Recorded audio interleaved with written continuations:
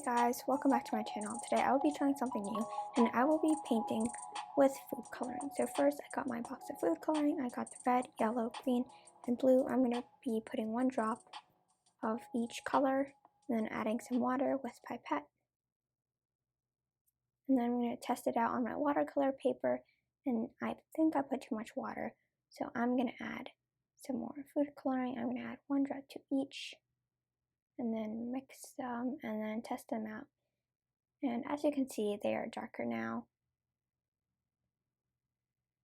The yellow looks more like an orange in the water until you put it on the paper, so just take note of that. And first I'm going to be mixing a brown because I'm going to be drawing or painting a mushroom arrangement. So I'm used my red, yellow, and blue to make it because red plus yellow equals orange, and orange is the opposite of blue, and opposites equal brown. So there's my brown mushroom, and I'm using my not so good brush for this because I don't want to ruin my good brushes with this food coloring because I've never used food coloring before and I don't know what it'll do to my brush. It'll probably not do anything bad, but I just want to stay safe, so I'm going to be using this brush, and this brush is still pretty good but just not the best. And as you can see, the food coloring is like watercolor because when it dries lighter than when you paint it, so just take note of that.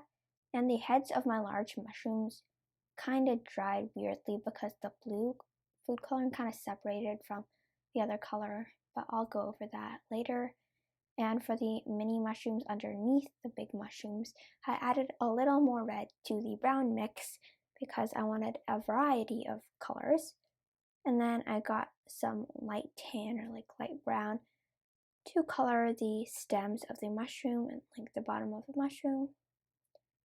I would have wanted to use a light gray, but since my food coloring pack didn't come with a black, I couldn't make a light gray, so I just used light tan. And I'm using almost the same color for the mini mushrooms, except that I'm adding a little more blue to give it a different color.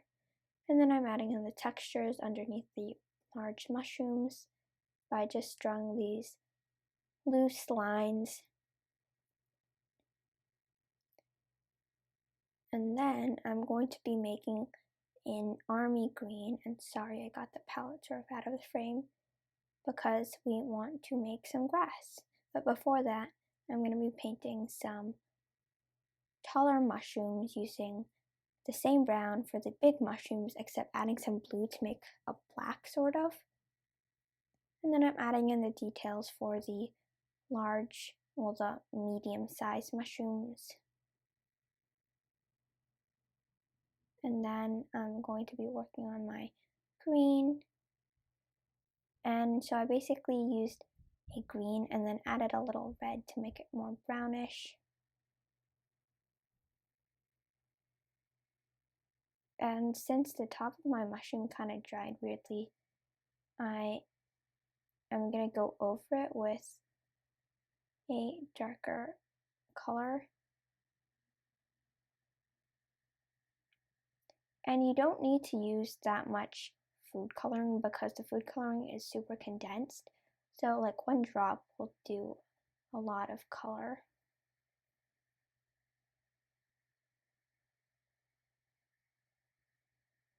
And so I'm just painting all the mushrooms, being careful to not go over the edges I already made.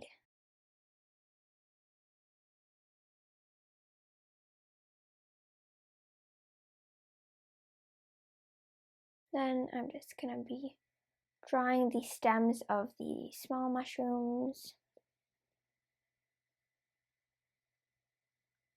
And as you can see, the small mushrooms were like almost a black when I painted them, but then some of them dried sort of light, and now they're kind of like a light gray almost.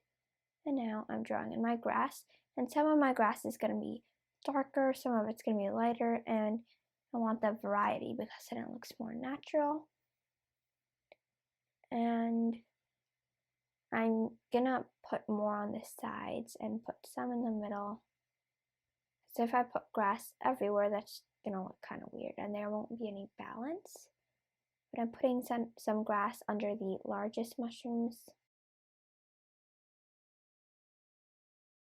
And I think this is pretty good for a watercolor arrangement using food coloring. So if you don't have watercolors but you have food coloring, I guess you could use food coloring, although still that would not be very practical, I guess, since your colors are so limited.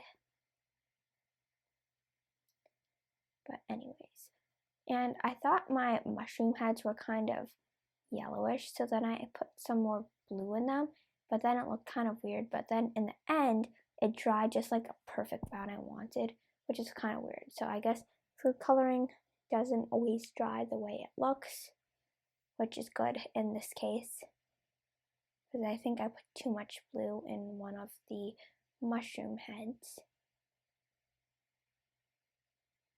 Now I'm going in with a darker brown to put some more details in the mushrooms. And I'm just using some lightly curved lines, no details.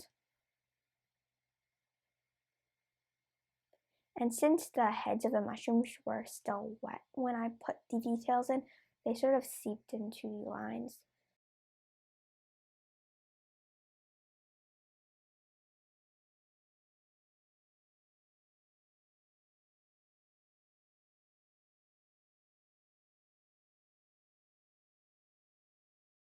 So there you go. Thank you guys so much for watching. If you enjoyed this video, please give it a like.